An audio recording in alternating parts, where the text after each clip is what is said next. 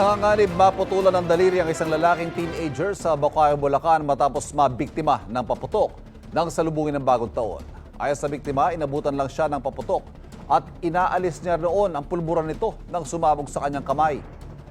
Bukod sa kanya, may siyam pang biktima ng paputok sa lungsod o naisinugod sa Johnny Villanueva General Hospital. Parehong kamay naman ang napinsala sa isang lalaki 13 taong gulang na dinala sa East Avenue Medical Center sa Quezon City.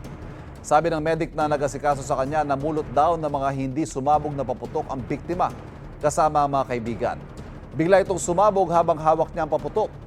Nabutas din ang tiyan at nagkasugat sa iba't ibang bahagi ng katawan ang binatilyo. Nalapnos naman ang katawan ng isang batang 10 taong gulang sa Naik, Cavite dahil sa boga na pinaglaruan nila ng kanyang mga kaibigan.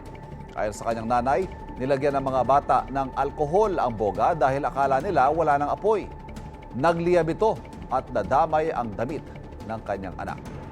Nangyari insidente noong December 27 habang nasa trabaho raw ang nanay. Bagaman nalapatan na ng lunas sa ospital, iniinda pa rin ng bata ang sakit mula sa mga paso niya.